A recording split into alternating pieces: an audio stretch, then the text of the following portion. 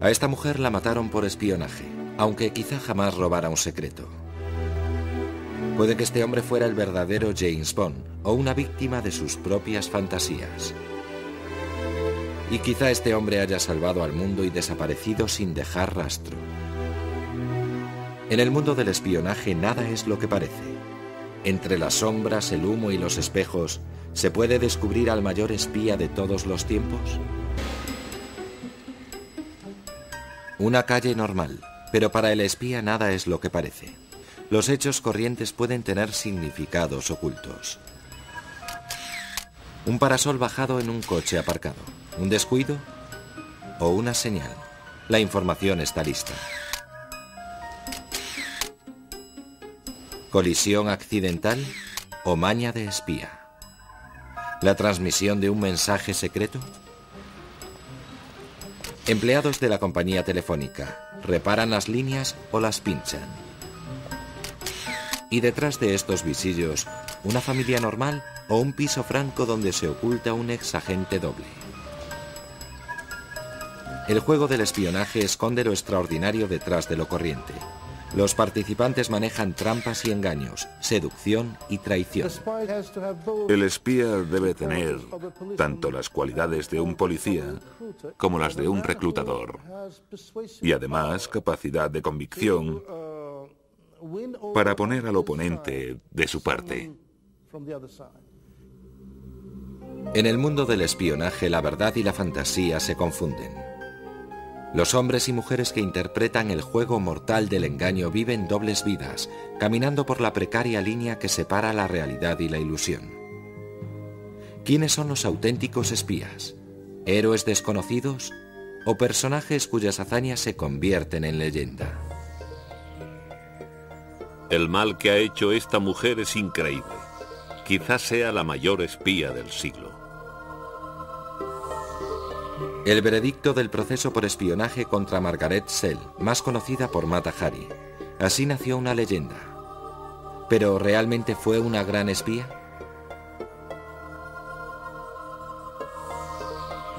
A principios del siglo XX en París ya crecía la leyenda de Mata Hari, exótica bailarina, cortesana que seducía a los ricos y poderosos de Europa.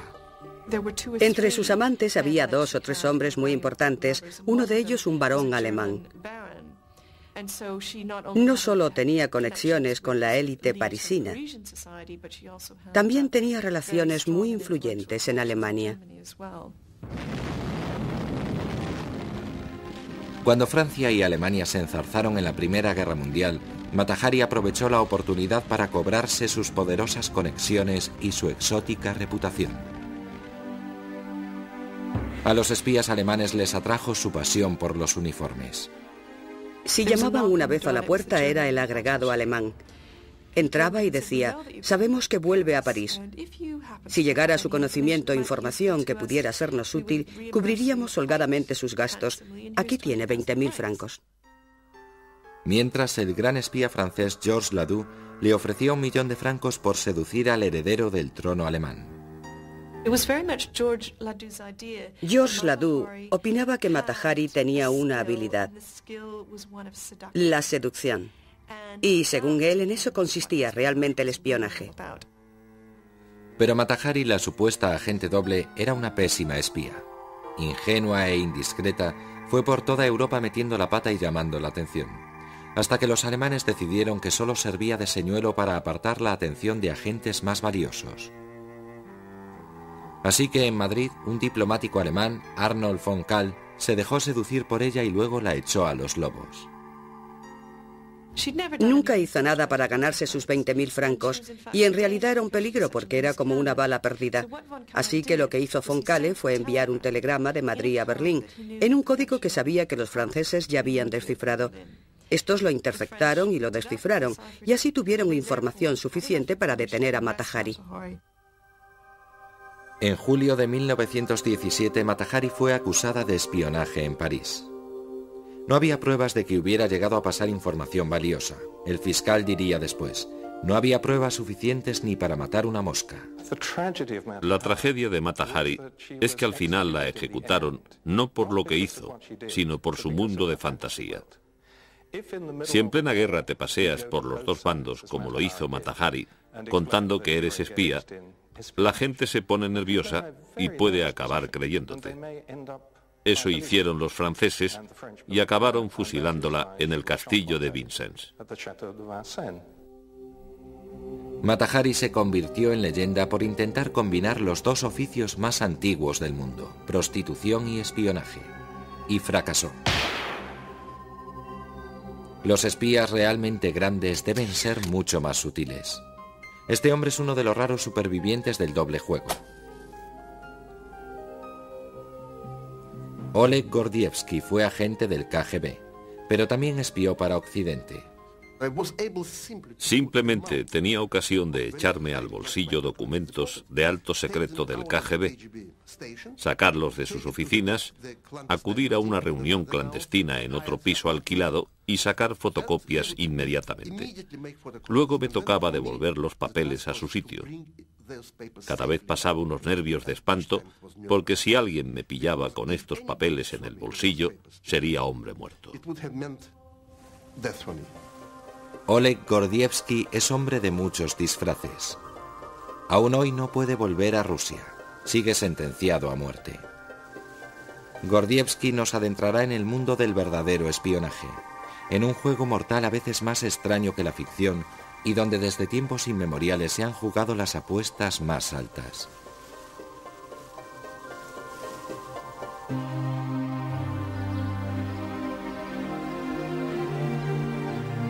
Moscú, donde hasta el clima se confabula para ocultar una de las organizaciones más brutales que ha conocido el mundo. Esta es la sección extranjera del KGB, los servicios secretos de la antigua Unión Soviética.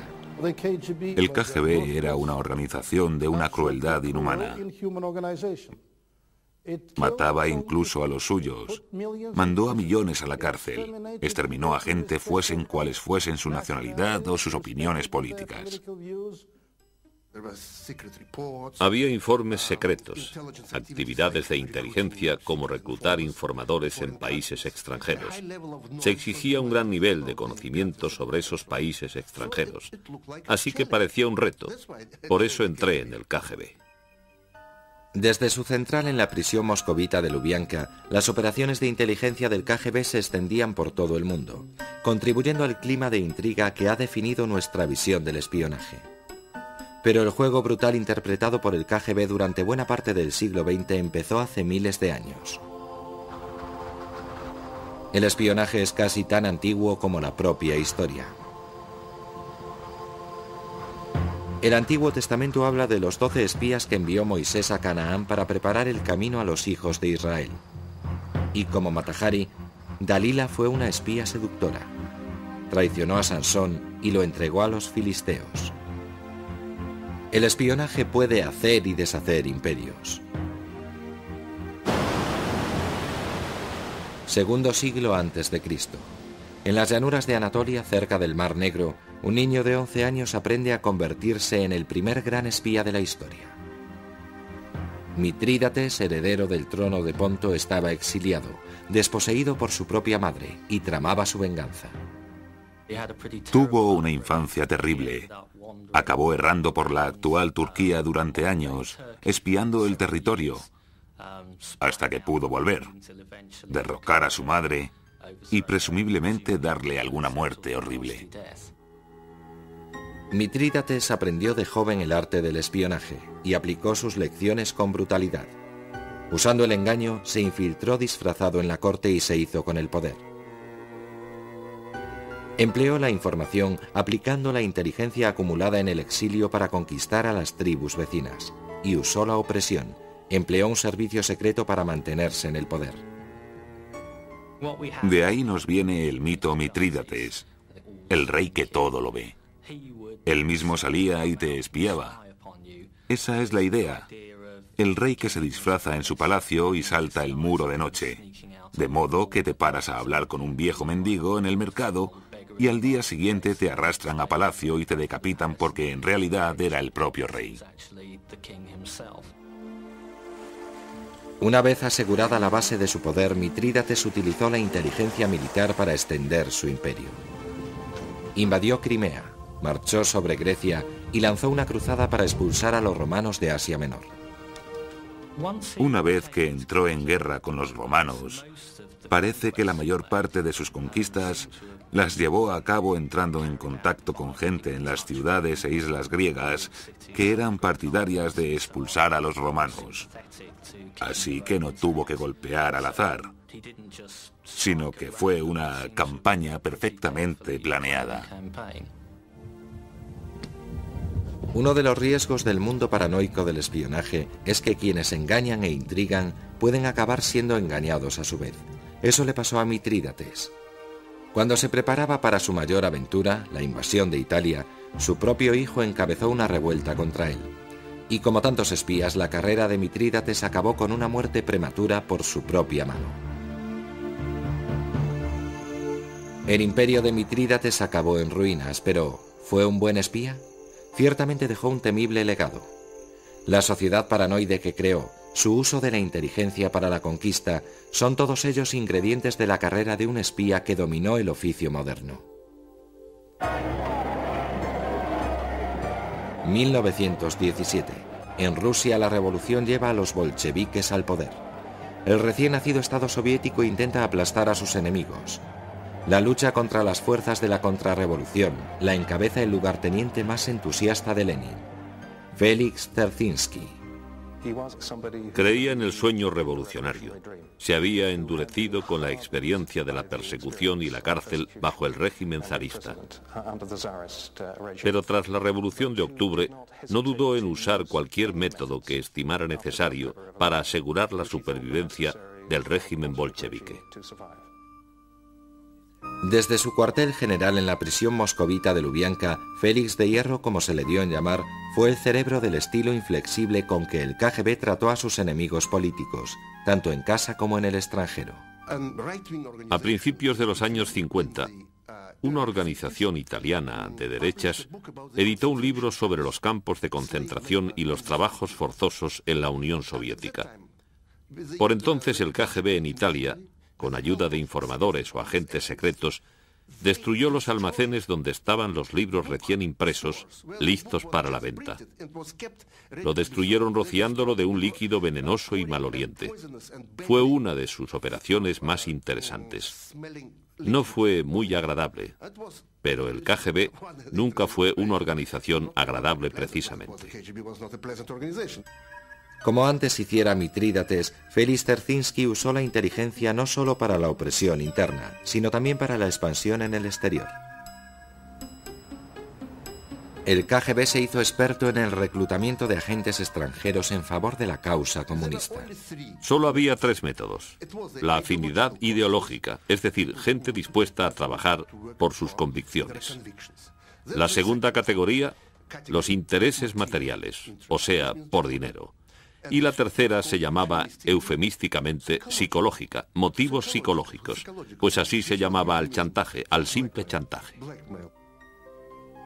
Los reclutadores del KGB se apuntaron a algunos éxitos sonados. Kim Philby, diplomático, enlace de la CIA y posible jefe de la inteligencia británica. Un comunista comprometido que huyó a la Unión Soviética en 1963. Arne Treholt, miembro prosoviético del gobierno noruego, que entregó a los rusos los secretos de la defensa antisubmarinos de la OTAN. Y Aldrich Ames, el espía del $1.000.000, un exoficial de alto rango de la CIA que pasó el resto de su vida entre rejas por traición. Era un bastardo y un cínico. Lo hizo por dinero. Entregó a mucha gente. Yo era agente británico, y además de mi caso, muchos agentes americanos fueron ejecutados por su culpa.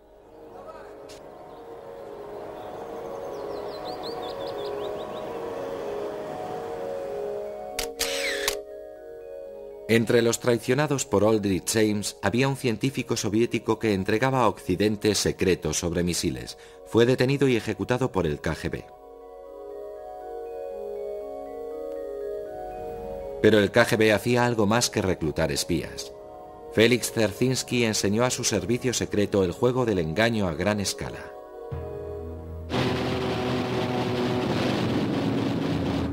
Cuando la Segunda Guerra Mundial estaba a punto de acabar, los aliados occidentales volvieron la vista hacia una nueva amenaza.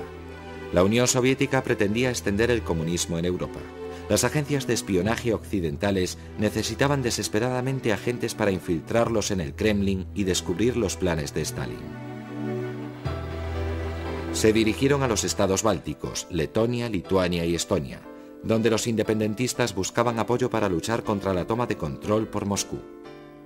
Teníamos que luchar a cualquier precio para recuperar nuestra libertad. Ese era el objetivo principal. Los servicios secretos británicos, el MI6, llevaron a Londres a muchos separatistas bálticos y los entrenaron como agentes. Luego los devolvieron a la Unión Soviética para que lucharan por su causa y de paso consiguieran información para Occidente. Pero sin que los ingleses sospecharan nada, sus agentes estaban a punto de caer en una trampa. Un gran juego de engaño que supera a las más fantasiosas novelas de espionaje. El KGB se había enterado de los planes ingleses y desde su central en Riga, capital de Lituania, tejieron una compleja operación para descubrir a los espías enemigos y confundir al MI6. Una de las máximas del espionaje es que nada ni nadie es lo que aparenta.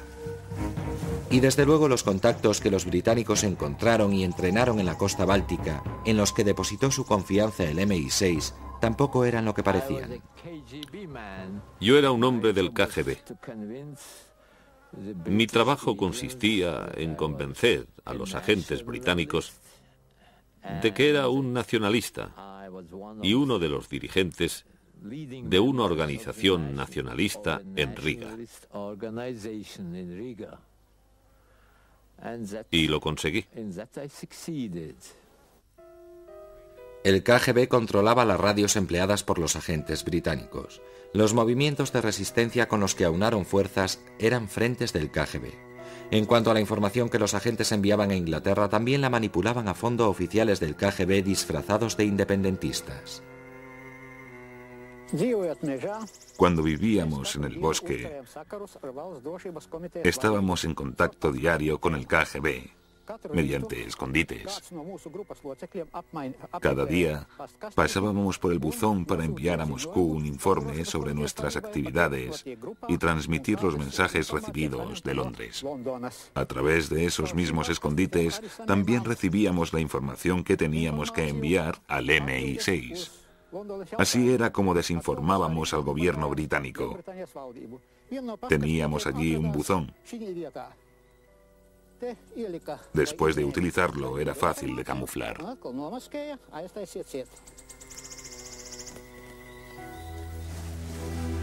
El juego de engaño y manipulación duró 6 años, hasta principios de los años 50. Durante todo este tiempo se tuvo engañado al MI6, que aceptaba sin rechistar la desinformación del KGB.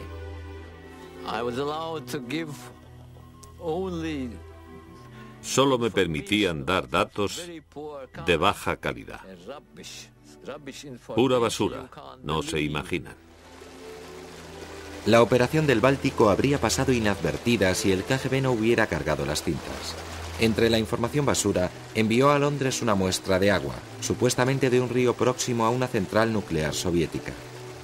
Era tan radioactiva que los británicos sospecharon. El MI6 cerró la operación dejando que sus agentes fueran atrapados, asesinados o encarcelados.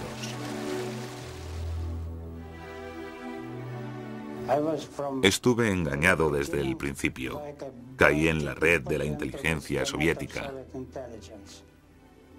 ¿Para qué correr tantos riesgos?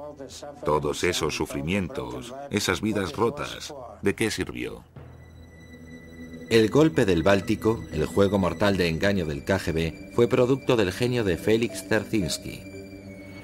Y aunque ahora se haya retirado su estatua de Lubianka, su legado perdura en la Rusia postsoviética. Su retrato sigue colgado en los despachos de los servicios de seguridad e inteligencia rusos. Y en las escuelas especiales se siguen enseñando sus hazañas.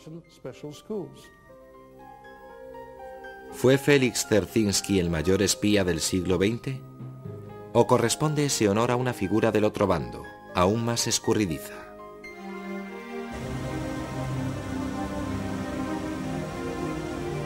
Este es uno de los edificios más espectaculares de Londres, la central del Servicio de Inteligencia Británica. El SIS, también llamado MI6, es un rascacielos fortificado que se alza a orillas del Támesis. Su fachada futurista contrasta con los humildes orígenes de la organización a comienzos del siglo XX. El espionaje inglés empezó como pasatiempo de caballeros, que hacían turismo por los puntos conflictivos del mundo, desde la frontera india hasta Europa Central, con un manual en una mano y un cuaderno secreto en la otra. Durante las vacaciones de verano, civiles patriotas, oficiales del ejército e incluso Boy Scouts, entre ellos su líder, Sir Robert Baden-Powell, iban al continente y disfrutaban buscando información útil por ahí y entregándola al Ministerio de la Guerra o al Almirantazgo a su regreso. En aquella época había más espías en las novelas populares que en la realidad. Y los pocos espías de verdad vivían vidas románticas espectaculares.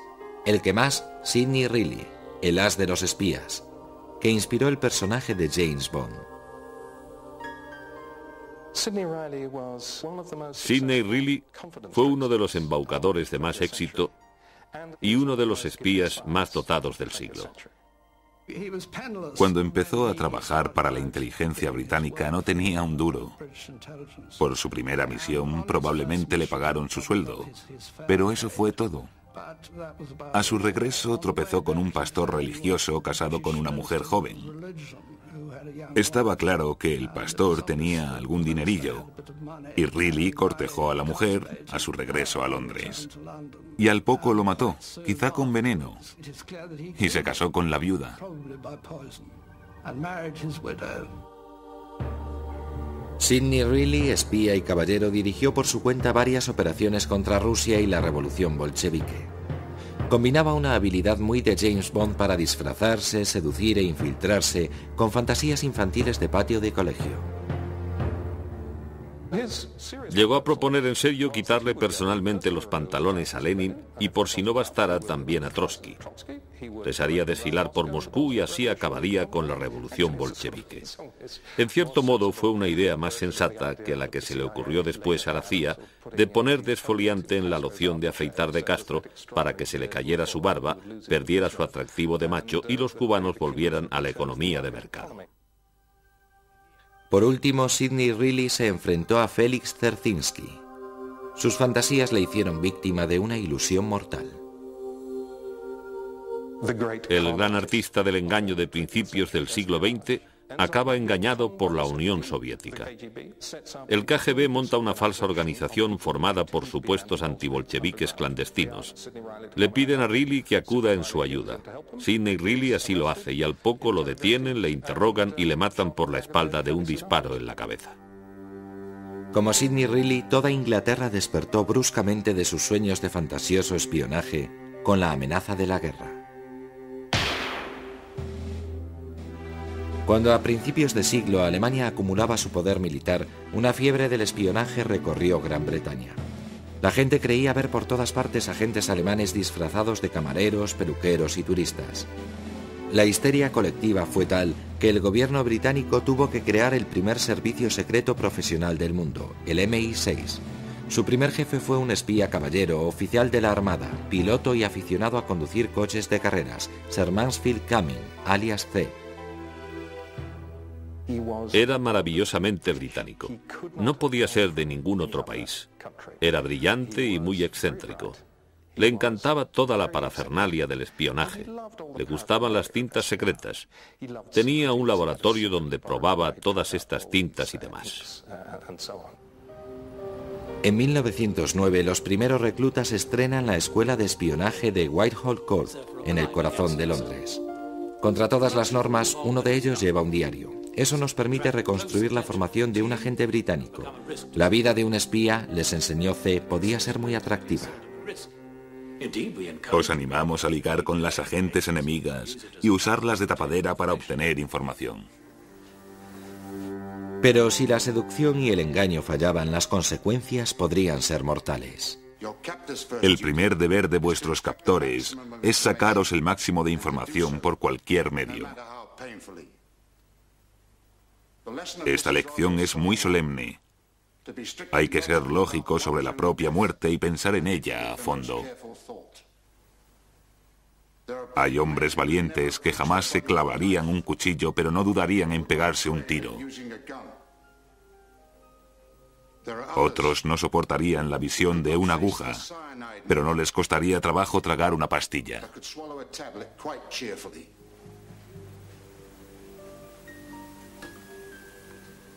Anotaremos cuidadosamente cuál de estos medios preferís llevar encima y vuestra promesa de usarlo en las circunstancias adecuadas. La muerte es una opción viable. En 1914 la amenaza alemana se volvió real. Los caballeros británicos, convertidos en jugadores profesionales, entraron en guerra. La Primera Guerra Mundial se libró en las trincheras, una toma agónica y sangrienta del territorio. Para los comandantes aliados, la información sobre la posición de las fuerzas alemanas resultaba vital. La inteligencia británica se prestó voluntaria. Mejoramos en la decodificación, los interrogatorios a prisioneros de guerra y también en lo que se daría en llamar inteligencia de imágenes, las que obtienes sobrevolando a las fuerzas enemigas, aunque por entonces no podíamos adentrarnos mucho tras sus líneas, y a la larga, hacia el final de la guerra, también teníamos una red de espionaje que cubría toda la zona ocupada del norte de Francia y Bélgica. La Dame Blanche, la Dama Blanca. La Dama Blanca fue creación de uno de los agentes más brillantes de C, el capitán Harry Landau, que supervisó las labores de vigilancia de las tropas alemanas en su avance en tren hacia el frente. Sus agentes se organizaban por células, unidades independientes que tenían un nombre en código individual, y los agentes que se desperdigaron por Francia y Bélgica fueron los que menos llamaban la atención en tiempos de guerra: mujeres jóvenes. Estaban obligadas a alojar a oficiales alemanes y no se perdían palabra del enemigo. Un día me dijeron que podía sumarme a ellas. Y recuerdo que mi madre me dio a leer un papel con la promesa de no contárselo a nadie. Aguantar lo que fuera antes que traicionar a la causa. Estábamos todas decididas a morir antes que traicionar a la causa. Hablábamos con los soldados a los que alojábamos, sobre todo con los cocineros. Preguntábamos de dónde eran, si tenían familia. Al cabo de un par de días nos lo contaban todo.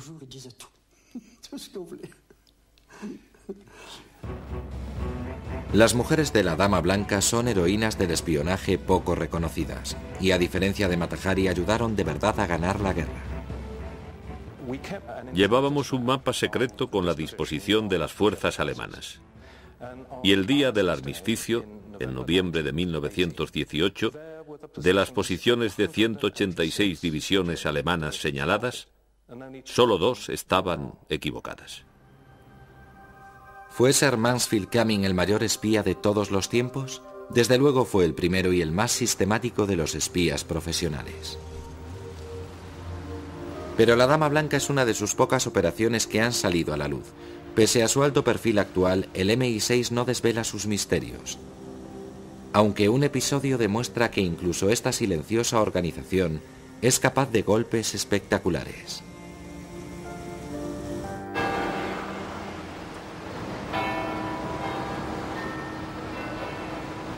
La historia empieza en 1974 en Dinamarca. En un club deportivo de Copenhague, un agente británico con el nombre en clave de Michael estableció contacto con una nueva fuente de información vital. El oficial del KGB, Oleg Gordievsky, había tomado una decisión que podía costarle la vida: traicionar a la Unión Soviética. Durante 10 años, Oleg Gordievsky entregó cientos de documentos de la KGB de la Embajada Soviética en Copenhague y después en Londres. A la hora de comer se reunía con su contacto británico y después de cada encuentro se jugaba la vida. Yo pensaba, mientras estoy aquí, a salvo, comiendo en un piso franco de los servicios británicos con estos documentos prestados, el hombre del puesto que tiene la responsabilidad de controlar toda la documentación reservada del puesto de la KGB puede hacer un registro. Era un oficial joven y tenía autoridad para hacer un registro en todos los despachos de los funcionarios, incluidas sus mesas y sus cajas fuertes.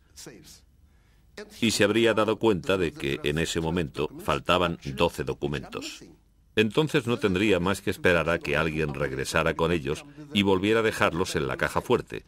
Así que eso es lo que me esperaba cada vez, sí. ¿Dormía usted por las noches? Muy mal, sigo usando somníferos. En 1985, la pesadilla de Oleg Gordievsky se hizo realidad. De pronto, le ordenaron que regresara a Moscú. Un espía soviético infiltrado en la CIA, Aldrich James, había contado a sus jefes del KGB que había un agente doble. Gordievsky era el primer sospechoso. En el caso del señor Gordievsky, sabía que el SIS tenía una buena fuente, especialmente buena, así que até cabos, y eso nos permitió identificar quién era. De día, a Oleg Gordievsky le drogaban e interrogaban en la central del KGB. De noche esperaba en casa bajo vigilancia a que los británicos montaran una gran operación de rescate por la frontera con Finlandia.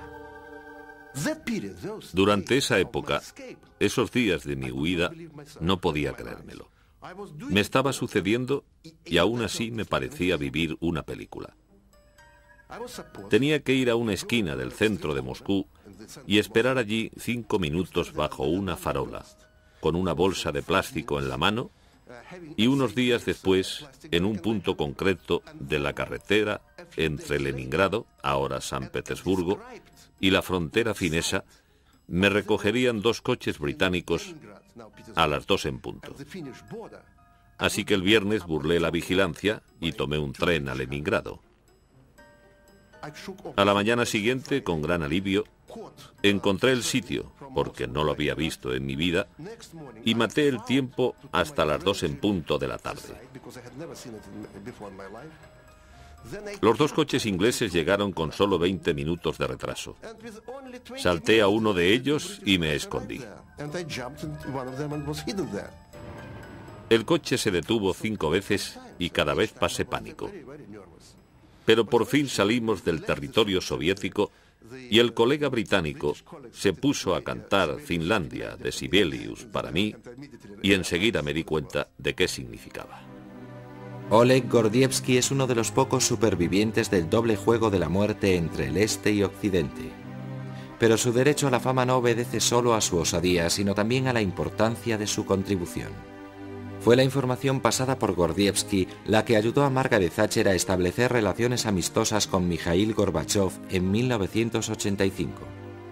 Pero el juego del espionaje es un juego de espejos donde un farol se cubre con otro farol. Y hay algo llamativo en la historia de Gordievsky.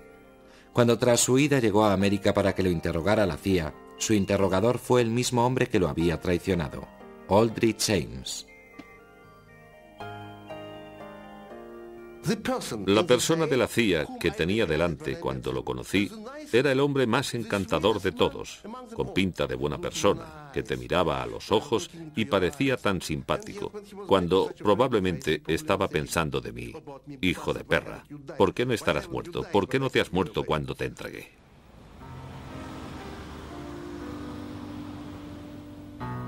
Springfield, Massachusetts. En un edificio de oficinas del centro, Robert Miropol trabaja en su fundación privada en favor de la educación infantil. La tranquilidad de su actividad diaria contrasta con el lugar que ocupa Robert en la historia de América. Junto con mi hermano, me corresponde el dudoso honor de ser el único hombre de la historia de América cuyos padres han sido ejecutados por el gobierno. Sus padres eran Julius y Ethel Rosenberg, los comunistas de Nueva York que supuestamente robaron el secreto de la bomba atómica.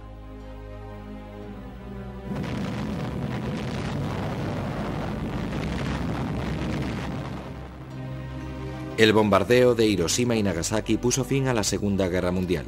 y al mismo tiempo convirtió a Estados Unidos en la primera potencia militar del planeta. Entonces, en 1949 ocurrió lo inimaginable. Los rusos hicieron estallar una bomba.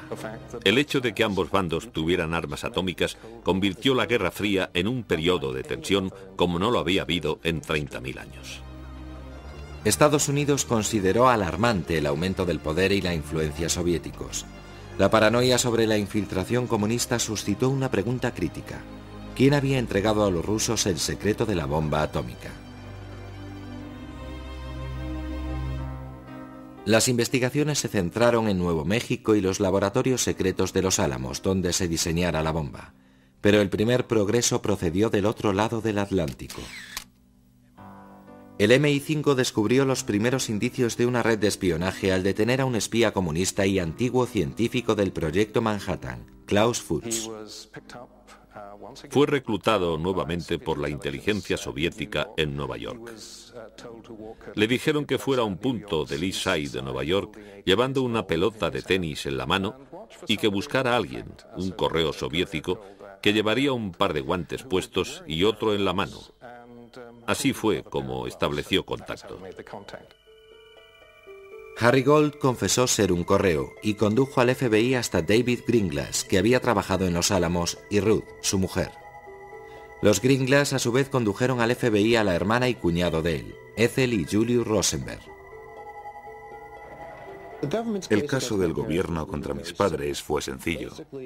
Acusaron a mi padre de haber reclutado a David Greenglass para que robara el secreto de la bomba atómica y se lo entregara a un espía llamado Harry Gold. Tanto Gold como Greenglass testificaron que se conocieron en Albuquerque, en Nuevo México, en junio de 1945, y que a cambio de $500, David Greenglass entregó a Harry Gold los bocetos que constituían el secreto de la bomba atómica. El juicio, celebrado en 1951, fue denunciado como caza de brujas, y dentro del tribunal el jurado escuchó testimonios de que Julius y Ethel Rosenberg habían sido los cabecillas de una conspiración. No había pruebas físicas contra mis padres, solo testimonios orales.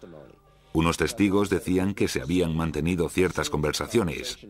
Ethel y Julius Rosenberg ordenaron a David y Ruth Greenglass que fueran a Los Álamos y robaran el secreto de la bomba atómica. Y había otros testigos, mis padres, que dijeron sí, hablamos con David y Ruth Greenglass.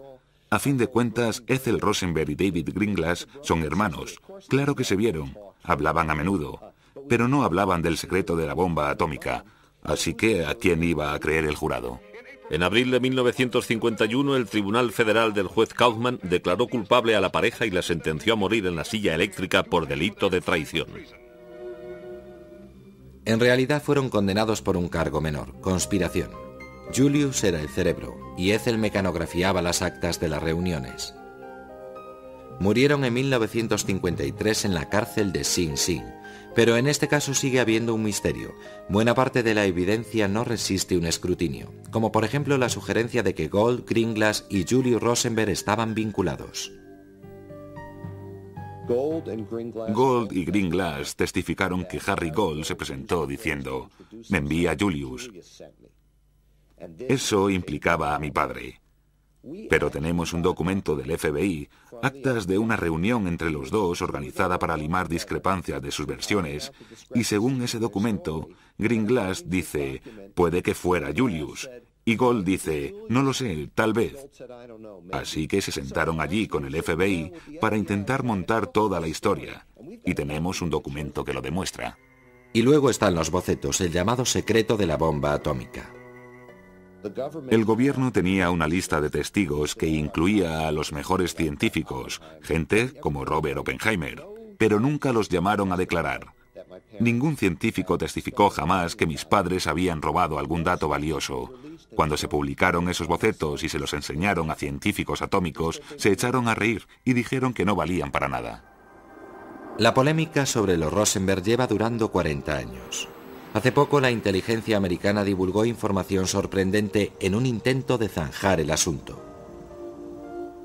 Los mensajes de Venona son mensajes soviéticos en clave descifrados, algo demasiado secreto en tiempos del proceso que parecen confirmar algo que en el tribunal solo se pudo sugerir. En ellos aparece a menudo el alias de Julius Rosenberg, liberal. En el mensaje cifrado también aparece el nombre de Ethel Rosenberg, pero también se la identifica sin código, así que la culpabilidad de los Rosenberg está clarísima, aunque eso no quita que fuera un atropello enviarlos a la silla eléctrica. Pero los mensajes de Venona tienen muchas lagunas. Pese a haber sido revisados varias veces, probablemente no sean prueba suficiente. Si los aceptas tal cual, te das cuenta de que dicen dos cosas: que Julius Rosenberg estaba implicado en el espionaje no atómico y que Ethel Rosenberg no era una espía. Lo puedes adornar como quieras, pero si tienes un documento americano que dice que Ethel Rosenberg no hizo nada y has ejecutado a esa persona, no queda nada bien. En el caso de Julius y Ethel Rosenberg hay una última ironía. Procede de Cambridge, Inglaterra, donde hace poco un científico de los Álamos jubilado, Theodore Hall, ha sugerido que él también fue espía atómico soviético. En una declaración muy interesante, dijo que llegó a hablar con sus jefes del KGB de confesar para salvar las vidas de Julius y Ethel Rosenberg. Pero ellos dijeron, no. La importancia de los Rosenberg quizás se deba al misterio que les rodea. ¿De verdad tuvieron entre manos el mayor secreto del siglo XX? ¿Y de verdad murieron por él?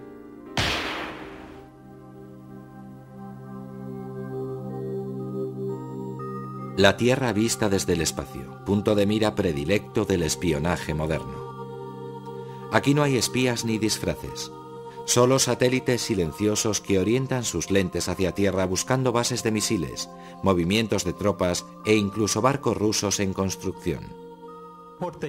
Por ejemplo, pueden ver que hay un Volkswagen Escarabajo aparcado junto a un Volkswagen Passat. Se puede ver la diferencia que hay entre los dos.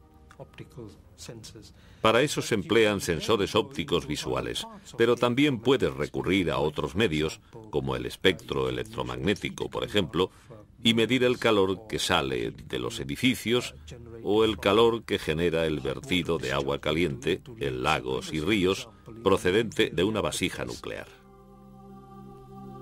Hay satélites que observan, satélites que vigilan y otros que transmiten datos informáticos y conversaciones telefónicas.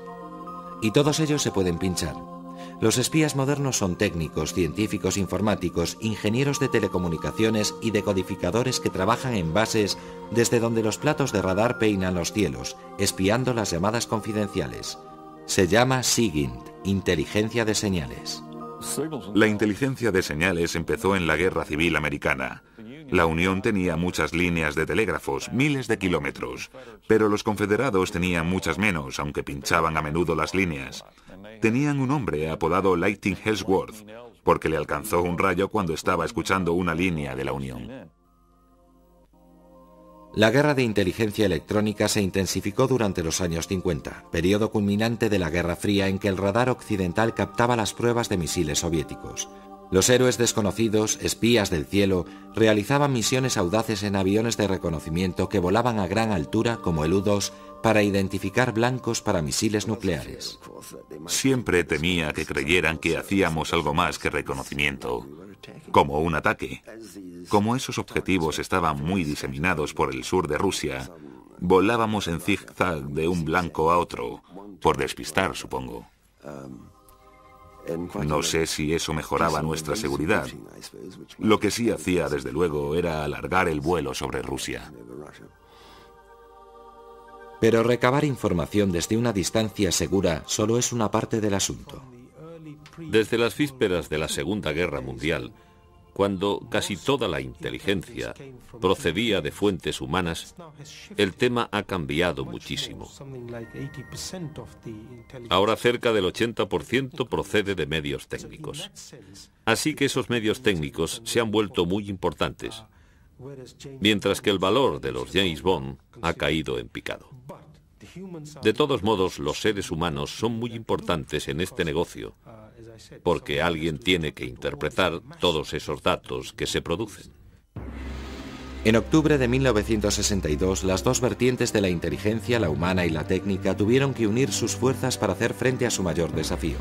En aquel momento el mundo temblaba en el umbral de una guerra nuclear, la crisis de los misiles cubana. La política de esta nación considerará que cualquier misil nuclear lanzado desde Cuba contra cualquier nación del hemisferio occidental es un ataque de la Unión Soviética a los Estados Unidos que exigirá tomar represalias contra la Unión Soviética. La oposición americana a la revolución de Cuba obligó a Fidel Castro a cerrar filas con Moscú. El presidente soviético Nikita Khrushchev consideraba a Cuba una rampa de lanzamiento hacia los Estados Unidos. En 1962 los aviones U-2 que espiaban Cuba desde las alturas encontraron lo impensable. Lo que más te llama la atención son los indicios de actividad. Cuando observas la selva desde 2.500 metros de altura, si en un sitio ha habido movimientos de excavadoras, deja una señal muy visible en el suelo. Los misiles estaban cargados en lanzaderas de transporte y tapados con lonas. Mientras el mundo contenía el aliento, las dos superpotencias iniciaron frenéticas negociaciones. Los rusos negaron que estuvieran instalando misiles, pero no pudieron refutar las pruebas de los aviones espía americanos que habían detectado los barcos de transporte atravesando el Atlántico. La crisis terminó con un acuerdo secreto y Khrushchev se echó atrás y retiró sus misiles. Kennedy había jugado al póker con los soviéticos y ganó, porque además de fotos se guardaba en la manga información de dentro. La información vital procedía del interior de la Central de Inteligencia Militar Soviética, el GRU. Información sobre la capacidad técnica y la disposición de Moscú a usar misiles nucleares. La fuente era un coronel del GRU descontento, Oleg Penkovsky. Quería atención, reconocimiento, ser el mayor espía de todos los tiempos. Penkovsky ofreció colocar en Moscú varias bombas atómicas en miniatura para hacerlas explotar en caso de necesidad. Él las colocaría encantado en varios sitios de Moscú que consideraba estratégicos. La CIA no aceptó su oferta y prefirió explotar otras ventajas estratégicas de Penkovsky. Sus contactos militares de alto nivel, su acceso a información reservada y su decisión de entregar información en sus viajes al extranjero. Los encuentros eran discretos, por lo menos al principio. En un tranquilo hotel londinense cerca de Marble Arch, en 1961, Oleg Penkovsky se reunió con sus enlaces conjuntos del MI6 y la CIA y empezó una serie de entregas que sumarían más de 5.000 documentos y fotos confidenciales. Nos abría una ventana a la planificación militar soviética, la filosofía de la modernización de las Fuerzas Armadas soviéticas. Nos dio una pista sobre la dirección que tomarían durante los 20 o 30 años siguientes.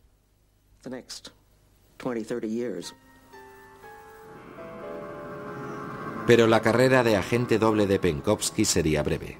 Era muy impulsivo. Estaba decidido a entregar cada vez más información. Y los británicos, desoyendo los consejos americanos, quisieron explotar al máximo una fuente tan valiosa. La operación se desbocó y culminó en una chapuza de reunión en Moscú entre Penkovsky y su contacto inglés, el empresario Greville Wynne. El KGB estrechó el cerco. Un día Oleg Penkovsky salió de su piso y aceptó subir al coche de un compañero. Le llevaron a Lubyanka. Entró arrastrando los pies. Estaba hecho una piltrafa. Se dejó caer en un extremo de mi mesa, totalmente hundido, hecho polvo.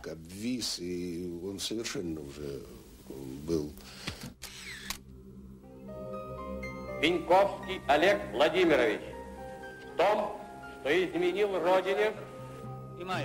Wynne y Penkovsky fueron juzgados juntos en mayo de 1963. Wynne fue condenado a 8 años, pero luego fue devuelto a Inglaterra en un canje de espías. Oleg Penkovsky no tuvo tanta suerte. El 16 de mayo de 1963, a las 4:30 de la tarde, Penkovsky fue ejecutado. El gran juego ha producido muchos héroes y villanos. Eso depende del punto de vista de cada uno. Pero ¿quién fue el más grande? ¿Félix Dzerzhinsky, maestro de la intriga brutal? ¿O su oponente occidental Sir Mansfield Cumming? ¿Las discretas mujeres de la Dama Blanca? ¿Oleg Gordievsky, asiduo de los titulares? ¿O el excéntrico Sidney Reilly? ¿O el amargado Oleg Penkovsky? ¿O ninguno de ellos? En todas las agencias de inteligencia del mundo, una de las cosas que dicen a quien se quiere apuntar es: tienes que aceptar que por mucho éxito que tengas, nadie lo sabrá mientras vivas. El juego del espionaje consiste en engañar. Quizá el mejor espía, tanto hombre como mujer, fuera tan bueno que no hayamos reparado en él.